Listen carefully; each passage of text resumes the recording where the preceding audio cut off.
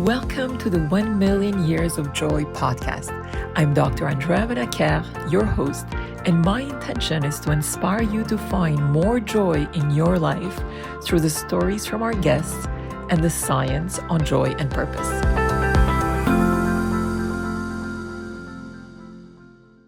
Dr. Seyfried, welcome. It's such a pleasure to have you with us today. Well, thank you very much, Andrea. It's nice to be here. Dr. Seyfried, your work builds on the theory that cancer is primarily a metabolic disease driven by mitochondrial dysfunction.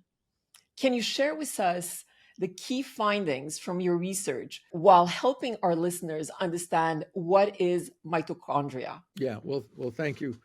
Very important question. My research is simply an extension of the work originally done by Otto Warburg in Germany, starting in the 1920s and all the way up through the 1960s. So, we were mostly doing glycolipid biochemistry in cancer, not really looking at energy metabolism. But our work on epilepsy, showing that you could manage epileptic seizures using particular diets, brought us to the attention of using a similar strategy for managing cancer. But in order to do that, you really have to know very precisely what Dr. Warburg had said and his findings. And what he clearly indicated was that all cancers, regardless of cell or tissue origin, started with a chronic disruption of energy in the organelle called the mitochondrion inside the cell. And this was then followed by a protracted shift in energy from oxidative phosphorylation to what we call fermentation or substrate level phosphorylation. And it takes some time for the energy, when you breathe oxygen, to make energy from mitochondrial oxidative phosphorylation. It doesn't happen overnight. It can take decades for a cell in a particular tissue to lose its ability to generate energy through oxygen and pretty much then develop energy without oxygen, in the absence of oxygen. And Warburg said, and we have confirmed this, that only the cells in the body that can transition away from mitochondrial oxidative phosphorylation to this fermentation can become cancer. So certain cells in our body, like red blood cells, cardiac myocytes, neurons in the brain, they can't do that. And consequently, you rarely, if ever, get cancers from those kinds of cells. So in our research, we started to find that all cancers, regardless of where they came from or how they might have started, like Warburg said, they're all predominantly dependent on energy through fermentation. The mitochondria have lost their ability to generate significant energy from oxidative phosphorylation, breathing. In other words, we breathe. Our cells take in the oxygen and we create most of the energy for our tissues and cells. Cancer cells have deviated from that. So they use ancient pathways of fermentation. And Warburg always knew that glucose was the predominant fermentable fuel. But we have now found that there's a second fermentable fuel, which is the amino acid glutamine. And Warburg did not know about that, nor did anyone, and people today still don't know about that. So we're trying to clean up the mess that happened around Warburg's hypothesis. He was definitely right. He put some emphasis on measurements that are not accurate, let's put it that way. We have now recognized the inaccuracy of some of his measurements, but his concepts we support. So cancer is a mitochondrial metabolic disease, not a genetic disease. And the mutations in the nucleus that everybody seems to be so excited about are downstream effects. And they're not the cause, they're the effect of the disruption of the energy metabolism in the mitochondrion, which is an organelle inside the cell. And all cells in our body have this mitochondrion, except red blood cells. They don't have a mitochondria, so they don't do this. They're actually locked into a fermentation. They don't divide. They have no nucleus, and they can't use oxidative phosphorylation. But when that organelle becomes corrupted, then the cells fall back on these ancient fermentation pathways that existed in all organisms before oxygen came into the atmosphere 2.5 2.5 billion years ago. So the cancer cells are dividing like crazy using fermentation energy. And the mutations that people think are important are all downstream effects. They're not the drivers or anything. They're just collateral damage as the result of the mitochondrial dysfunction. So once people come to realize this, now the way to manage cancer becomes very, very less complicated. If the tumor cell can't survive without fermentation, and we know there is only two fuels that can be fermented, which is the sugar glucose and the amino acid glutamine, and all cells in our body can switch to fatty acids and ketone bodies, then the solution, or a solution to the cancer problem, becomes the simultaneous restriction of the fermentable fuels while transitioning the entire body over to nutritional ketosis. Because the tumor cells can't use ketone bodies or fatty acids, but our normal cells can. And the tumor cells are dependent on fermentation when our normal cells can switch to oxphos. So it sounds great and wonderful. The problem is, it's like I might as well be speaking in some language that only comes from some other universe, because nobody seems to understand this. And no one has done a clinical trial anywhere on the planet taking advantage of what I just said. So clearly, whatever I just said seems to be not impactful on the nervous system of major organizations that would like to keep cancer patients surviving longer with a higher quality of life. So maybe you can tell me what is there anything I said that's just incomprehensible? It's comprehensible for me. Certainly for some of our listeners, it may be a bit more complex to comprehend. So maybe let's bring it to the question of lifestyle. And I know in past interviews you have shared that our bodies are actually designed not to get cancer. So how do you explain the explosion of cancer in our society across all age groups? Is our lifestyles actually killing us? Well, it's a combination of a lot of things. You have to realize we're living in a modern technological society, but we are still Paleolithic in our biology. Humans evolved a 1.5 million years ago from the primate descendancy. And from the majority of our existence as a species, we were in the Paleolithic hunter-gatherer lifestyle, the diet and lifestyle. So you had tremendous amounts of exercise and trying to kill and find something to eat or things to gather.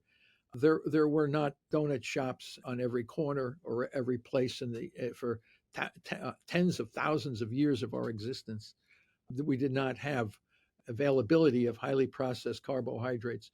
We had a very active, energetic lifestyle. Now, what killed most of the folks that time was injury and infections.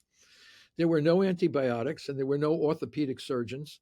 So when you had a broken bone or you had a contusion, you would die. You wouldn't be able to survive. Well, we've solved those problems. We have all kinds of antibiotics and we have the best we have cardiac surgeons, orthopedic surgeons. We can repair a lot of damage.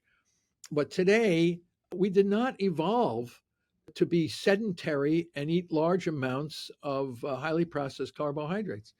And the obesity epidemic that we see, as I've said many times, is evolution in action. People say, well, I don't really understand biological evolution, or I don't know much about it. And I don't know. Well, you know what an obese person looks like, right? You can see that. And you have a massive number of these folks increasing. Obesity is now replacing starvation as a major health risk on the planet, if you can believe it. It's unbelievable. Wow. But that's evolution in action.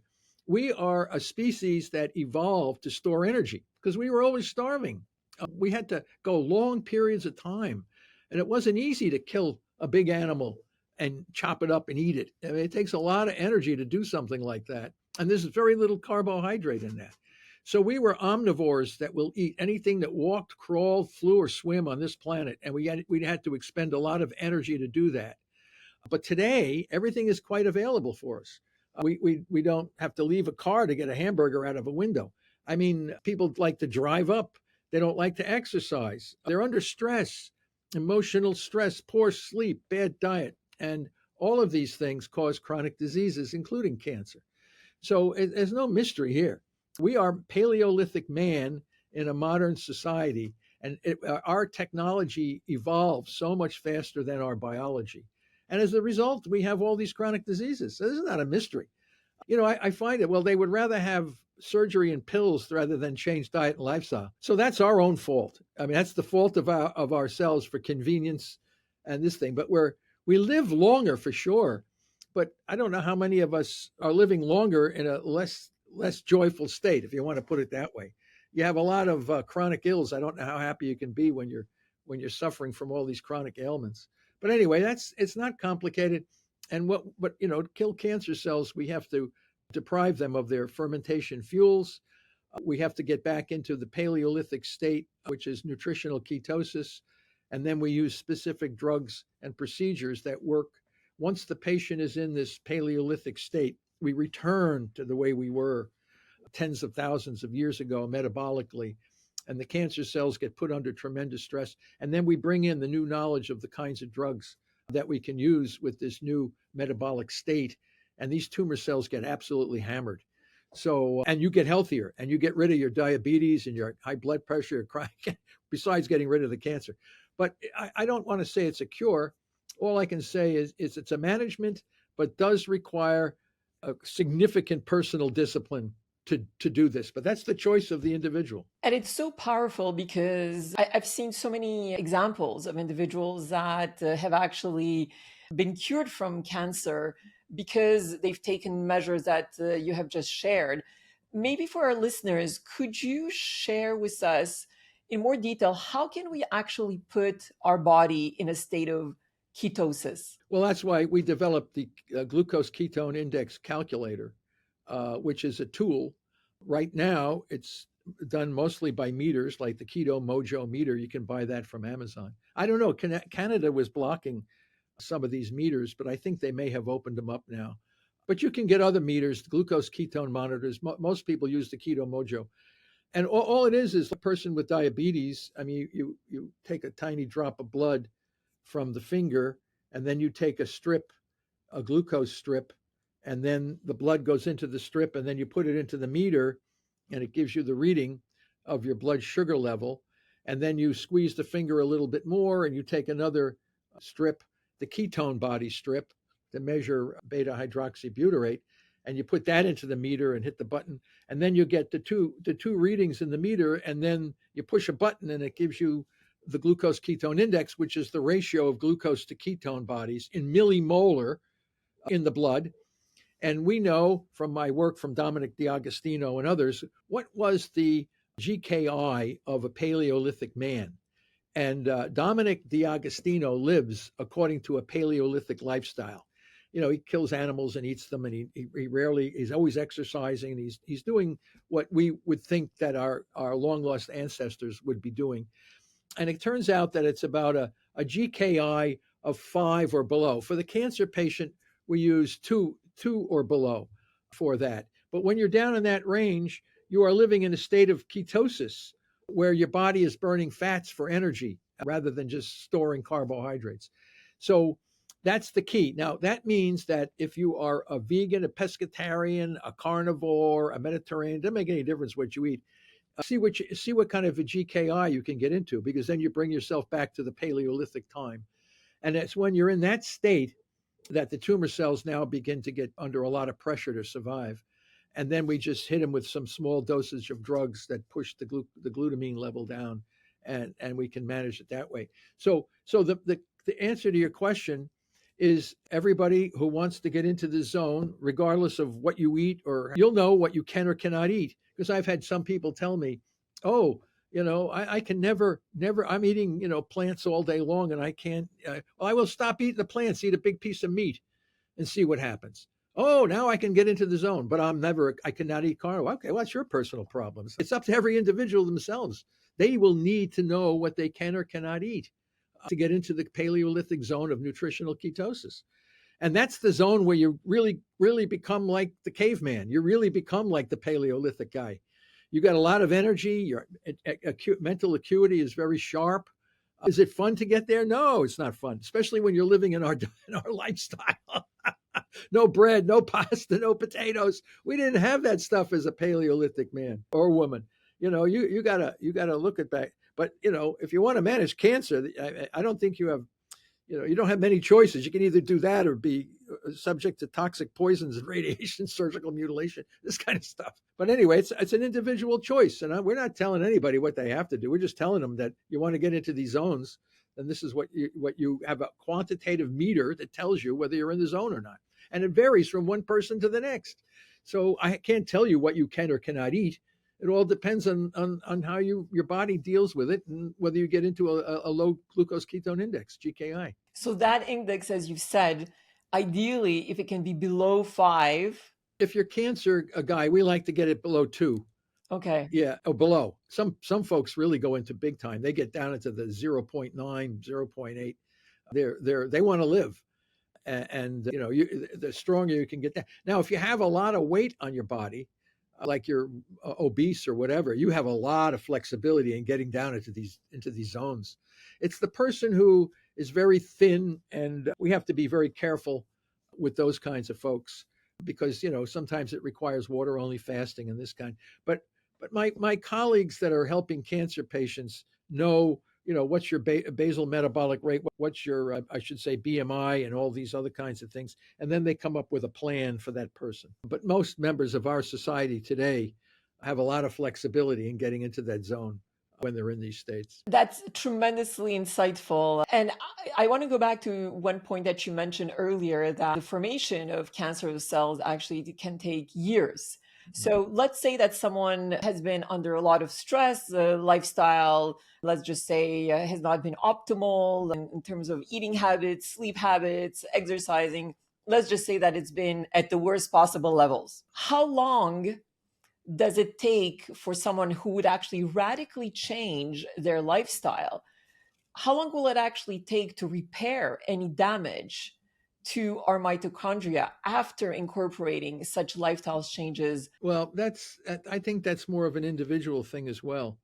What we know is that when you burn, when I say burn, we break everything down into carbohydrate, glucose, or ketone bodies.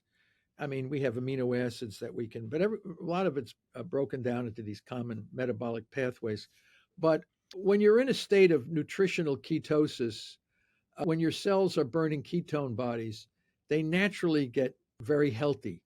And that was pointed out by my late good friends, George Cahill from the Joslin Diabetes Center and Richard Veach from the National Institutes of Health. They called ketone the super fuel. The super fuel is a ketone body, a beta hydroxybutyrate or acetoacetate, mostly beta hydroxybutyrate. Why is it a super fuel? Because it doesn't create many reactive oxygen species in the mitochondria, ROS. Keeps the energy.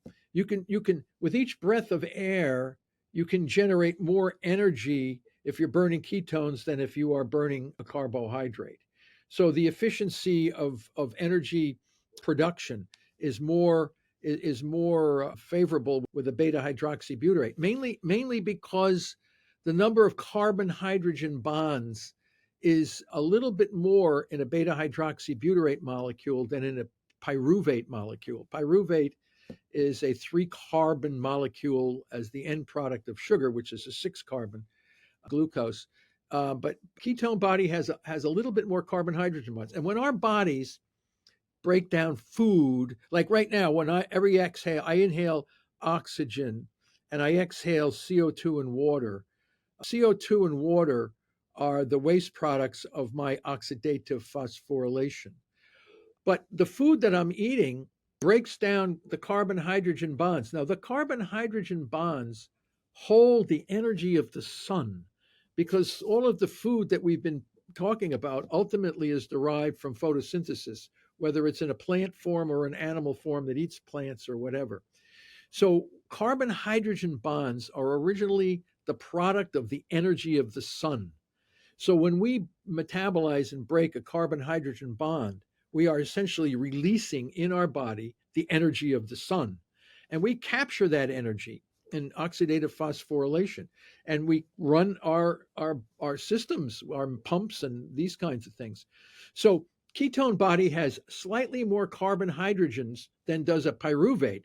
So you get more energy, more bang for your buck burning a ketone body. Now people will say, well, then why don't fatty acids should be even better because they have a lot of carbon hydrogen bonds.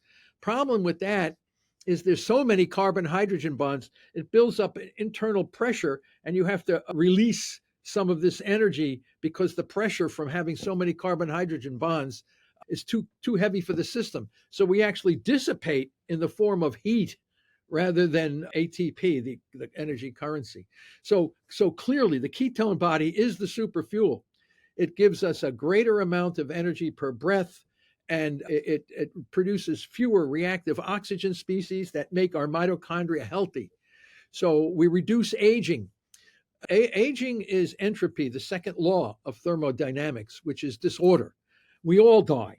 We have a limit, we have an expiration date on our bodies, right? And some people can abuse their body and the expiration becomes a little earlier than what they have expected, or it could become later. But ultimately, it's the second law of thermodynamics, and that always wins, not us. So, but how you delay entropy, when burning ketone bodies for energy, you are essentially delaying entropy or disorder. You're keeping your system at a slightly higher state of energy efficiency. I mean, ultimately, we're going to die, but burning ketones, you keep yourself, you're delaying the inevitable. You're delaying the disorder. So your mitochondria are the organelle that determines how long you're going to live. And you keep that organelle, I'm talking about outside of tragic falls or accidents or something like this. But I'm saying the mitochondria determine basically how long you're going to live and how healthy they are.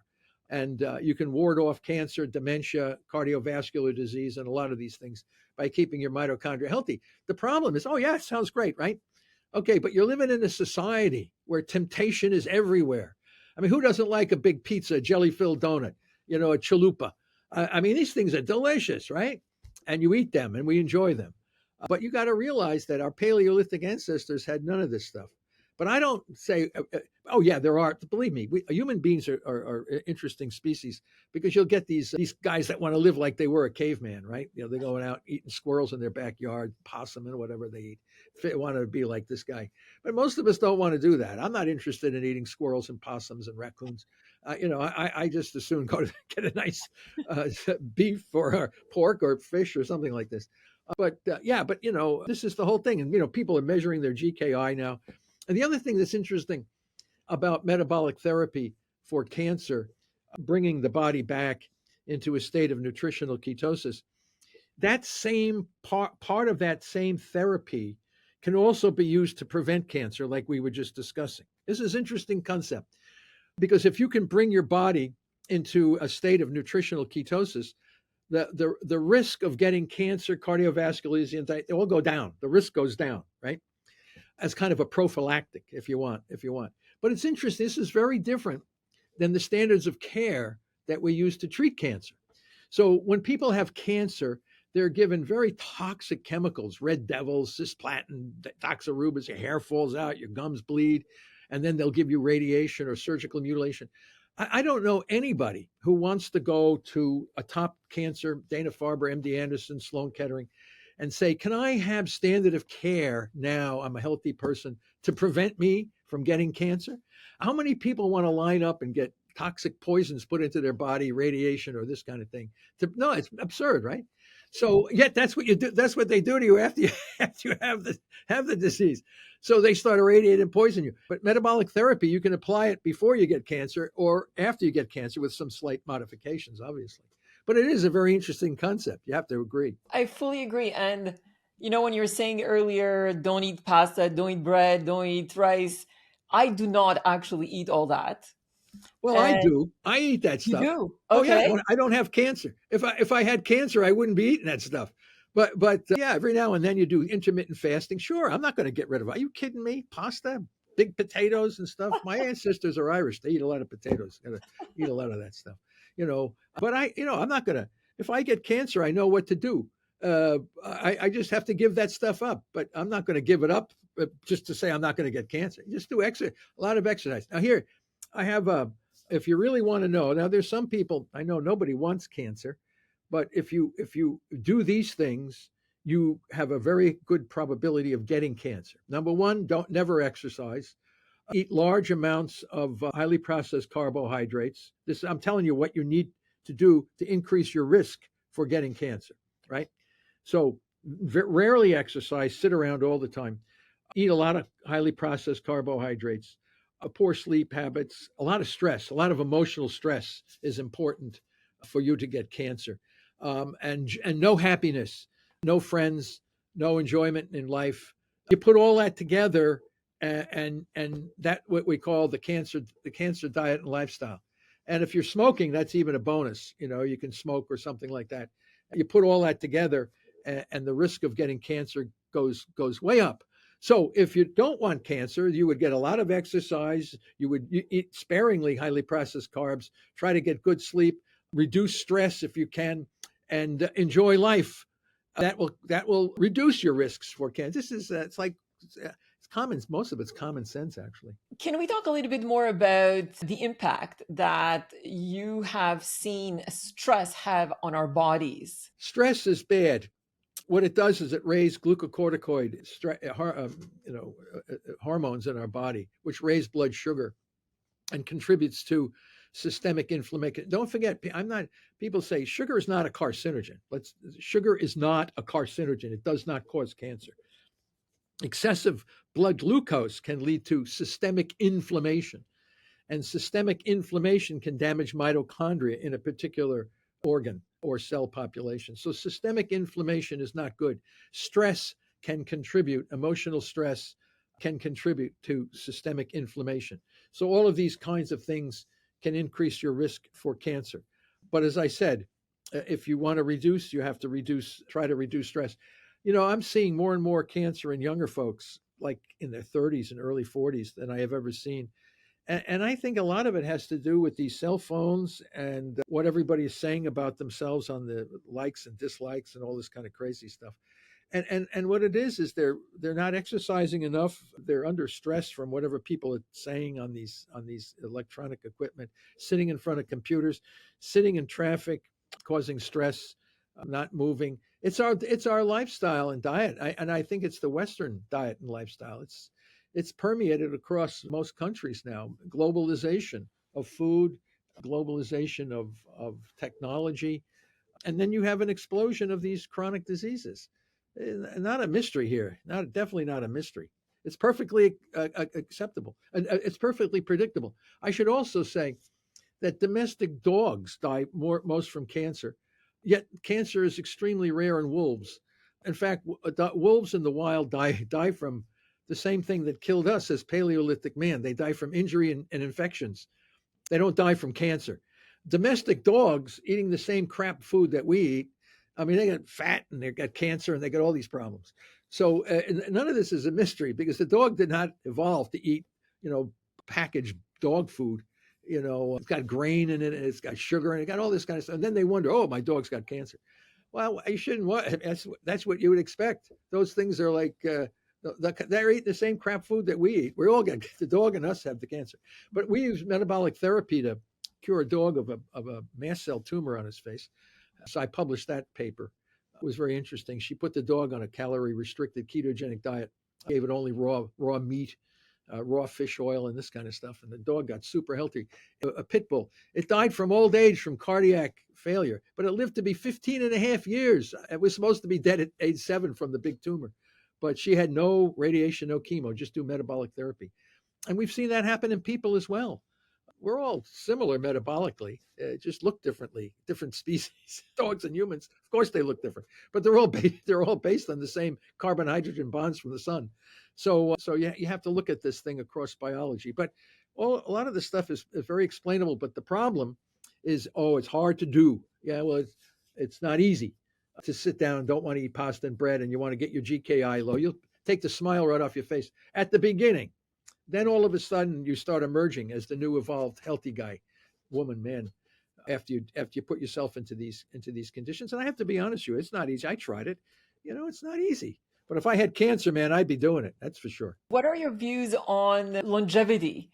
because there's a movement out there currently where some individuals are saying that basically we can live forever. What's your belief on that? Are you kidding? Who says that? What, some guy from another planet? What are these guys? Don't they understand evolutionary biology? Don't they understand the second law of thermodynamics? They must. What do they? Don't they read scientific information? You know, one of the big problems we have is scientific literacy is at very short supply on members of our species. They're almost clueless about stuff. They can live forever. I mean, anybody who would say something like that can't be a very scientifically literate person. No, that's not true. There are people who can live longer. Yes, I think the oldest person ever existed on the planet was Madame Clement from France. I think she lived to be 122, which is like beyond anyone. Yeah, you get some, but that's not living forever. And then of course, when she turned 119, she could no longer light her cigarette, so somebody had to light it for her. She drank wine every day, but she had a stress-free life. She enjoyed life. That woman, if you look at her, just like you were saying, she had a joy of living, and she had a great sense of humor. And she was an icon in France, and everywhere in the world for that matter. But she just happened to get the luck of the draw. She had a good diet, and lifestyle, and her genetic background was good. But not everybody's going to live that long. Most people now they're in their 80s, but they have chronic ailments. You're living longer, but what's your quality of life when you're under all this kind of stuff? And that's another thing that has to. Longevity is one thing. Quality of life is another thing. Okay. So, given that we spoke about stress and the impact it can actually have on our bodies, living joyfully can have an optimum impact, not only in terms of the experiences we can share and embrace with others, but I was curious to know as to whether you believe there's a recipe to experiencing more joy in our life and more happiness on a daily basis. I don't know what to say about that. I mean, well, I get a lot of joy when I see an aggressive, ugly-looking tumor get demolished by our metabolic therapy. So we get a lot of excitement out of that. But how many people are going to get excited? You watch a big tumor on the side of a mouse. Oh, this poor mouse. But then we use our metabolic therapy and it gets really small. The mouse gets looking healthy. I enjoy that. Now I don't know. The mouse does or not. He doesn't know what's going on. But we certainly know. And when we see it in humans, it's even more exciting. So knowing that you see the power of what you're talking about, but then what makes me unhappy is recognizing that the entire field doesn't acknowledge what we're doing. So there's no clinical trials. They throw everything at you to say that what you're talking about can't be done. Oh, it can't be done. Oh, we can't do this. Always we can't do this. We can't do that. Blah blah blah. Why don't you try it and see what happens? In fact, when you get cancer, a lot of the people recognize. They email me and they said, "How do I do metabolic therapy?" So we're writing it up as we speak. We're working very hard on this, and I mean, I'm never going to stop anybody who says, I really want the most toxic poison you can give me. I'm very happy about that, and any organ you would like to cut out of me was fine. I'm not going to stop anybody that would like to be poisoned and mutilated. That's their particular choice. It's just that I think we have an alternative approach to manage cancer, and it would be nice if that could be acknowledged as well as the so-called standards of care. But that's not what's happening today. What's happening is the oncology community never heard of what I just said. They were never trained in medical school to know what I am saying. So it becomes an affront to their knowledge base for a patient to say, "Doctor, I'd really like to have some metabolic therapy along with parts of the standard of care." Well, they won't do that. And it's cut across all nations, which is quite interesting. The Canadians are locked, they're rigid in what they can and cannot do. The Germans, the French, the Italians, they're rigid in this. Goes across the Korea, Japan, they all do the same thing. India, they're all in China. It's unbelievable. They got to poison and irradiate you to make you healthy everywhere in modern societies. I have I don't understand why there's no level of flexibility offering patients an alternative, mainly because the physicians have never been trained to know this. They think cancer is a genetic disease, therefore immunotherapies and these toxic things they're using CAR T immunotherapy, Keytruda, Opdivo, and Avastin. All that stuff is based on the genetic theory of cancer. And cancer is not a genetic disease. So these poor folks are being treated in a kind of a medieval way with therapies that are not based on the true understanding of what the biology of the problem is. So I think that's going to take some time for this knowledge that I'm talking about today to permeate through the societies, mainly because people don't. I'm not saying, as I said, I don't want to say all people. I know there are people that like radiation and chemo and that stuff, but they can always have that. I think that should always be available to somebody. But what also should be available is knowing that you can do metabolic therapy. And that's not what's being offered or even discussed. Share with us more details on what you believe is the optimal intermittent fasting method as part of metabolic measures. Well, that's again very individual. This is why you don't have these one shoe fits all kind of an approach. That has to be, the individual has to be monitored from the very beginning. You know what we do, very comprehensive. I'm not a physician, so I have friends in clinics, MDs and this kind. They do comprehensive blood work on everybody, really comprehensive, looking at all the markers that we can use to acknowledge metabolic homeostasis. And then we try to move the patient because a lot of patients with cancer, they have type 2 diabetes, hypertension, cardiovascular disease, they have a lot of different things. So you have to know how far out of the zone of health are some of these people. And then you have to institute a diet and lifestyle program to get them back into that zone as quickly as feasible as possible, and monitoring all the time blood work and imaging, non-invasive imaging of the tumor. We don't acknowledge biopsies for the fact that they could elicit spread of the tumor by just trying to study and why are you sticking it? People say, well, I have to make a decision as to what kind of a cancer. I just assume it's bad, even if it's not, and try to shrink it away before you do anything. And if it goes away, why were you sticking it? But we have non-invasive imaging, MRIs, PET scans, CAT scans. You can do a lot of different kinds of things to determine, success. But once you get that person into the zone, which could take different times for different people, different body weights, different ages, sex, all these different things have to be recognized in the process of how fast and what strategy you're going to use in this transition away from one state to the next. And I know we usually suggest for some people that you go a zero carb diet for a certain amount of time, which is kind of a slow transition of the body away from the processed carbohydrates. And it's not that itself. You can eat meat, fish, and whatever, but you can't eat carbs. But that's better than going water only fasting, which is just cold turkey on everything, which is really traumatic to the body. But then you can jump into water only fasting once you get closer and closer to the ideal GKI value. And then once you're in that value, into that zone, then there are a number of different drugs that are non-toxic that can be used. Even a significant amount of the standards of care, even these toxic poisons they give people, we realize that you can use much, much lower dosage of these kinds of drugs, especially when you're in this newly state of nutritional ketosis.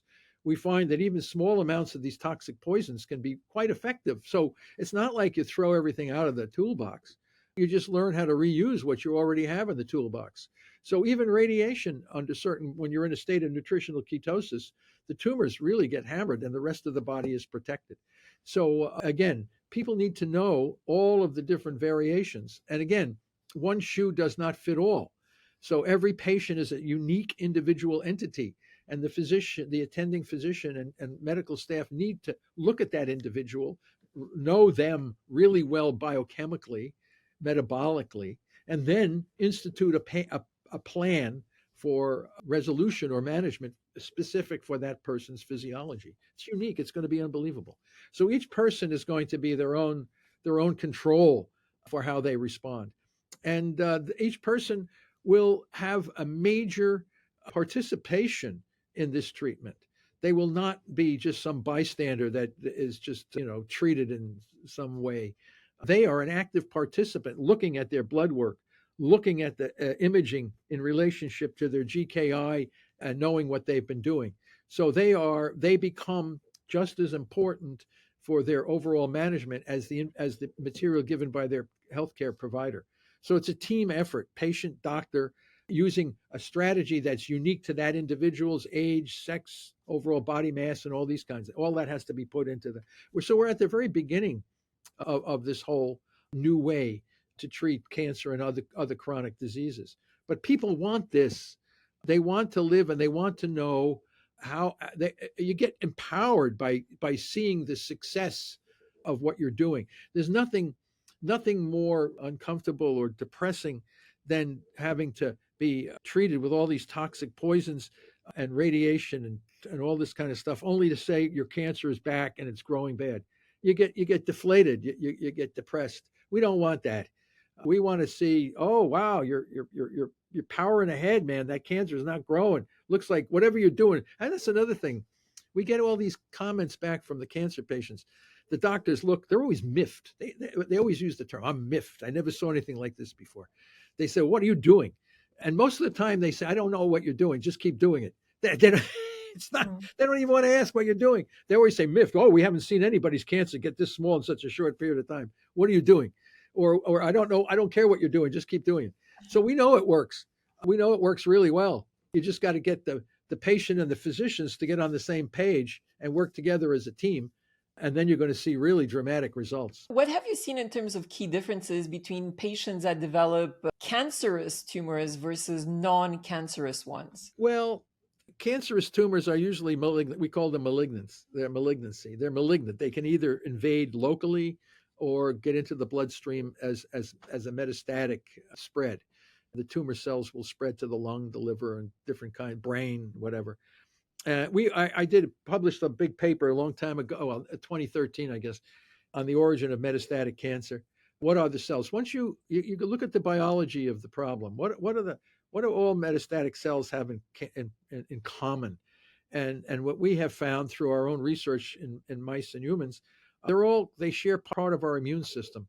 All the metastatic cells have characteristics of the macrophage. It's an immune cell designed to heal wounds and kill bacteria that comes into your body. So it's a very aggressive kind of cell. And when that cell becomes corrupted energetically, it becomes a rogue macrophage. Therefore, it spreads around the body. Because if you have a wound or a contusion, the monocytes in your bloodstream are these kinds of cells, and they pour out of the bloodstream and go into the wounding area and clean up the mess and kill bacteria. So you don't die from an infection. If you are a burn patient, well, your skin is down and your immune system now is being bombarded by bacteria on the skin. And we know once you understand the biology of the cell you're dealing with, then you have to ask, what do they eat? You always got to ask, what do these cells eat? Because if you know what they eat, you can kill them. And they're heavy glutamine dependent cells. They're a glutamine. So you know that the cancer cell needs the glutamine. But our immune cell, the healthy immune cells, also need the same fuel.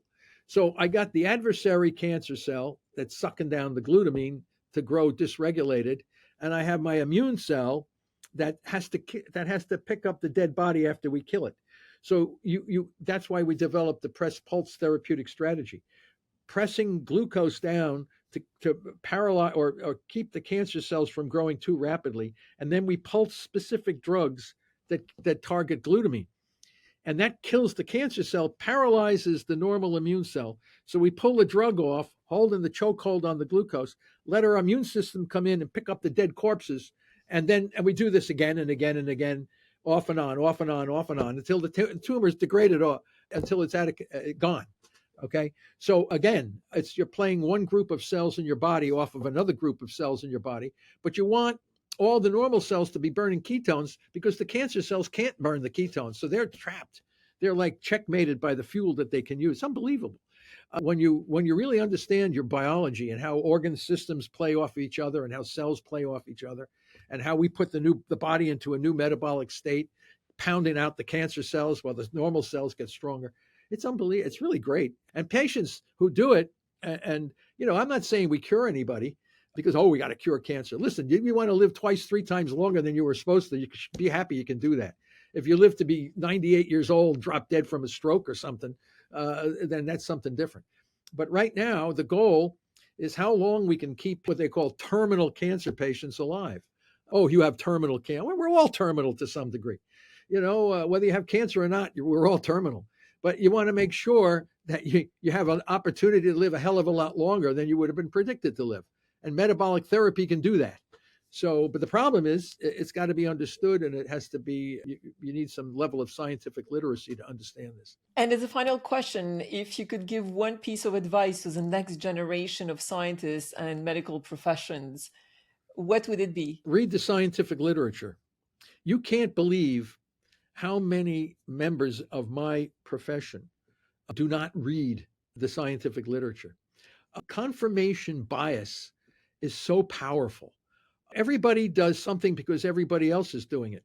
I published these articles, like when I published my paper on the origin of metastatic cancer, and it's been cited over 1,000 times. And then I said, wow, look at people are reading what I'm writing. But they're not, because I go back and look at what they cited my paper for. And in one sentence, I said in that paper, metastatic cancer is responsible for the majority of cancer deaths. I had a sentence in there. But then I went on to talk about the macrophages and all this other stuff. And people just cite my paper only because I made that one simple sentence. It has nothing to do with what the paper actually said. So I know that the majority of people in my field aren't even reading the scientific literature. So they just do what everybody else does. A confirmation bias. If someone says cancer is a genetic disease, the NIH, the top hospitals, the pharmaceutical industry, cancer is it must be a genetic disease. We don't question it. We just do. And this is a problem. So if people actually read what I wrote, there'd be a groundswell of interest. But members of my own profession don't read the articles that we write. So the advice is read the scientific literature. If you find that there's something that doesn't drive, email. I always clarify things for people. But most folks don't even read the literature. So that's another conundrum.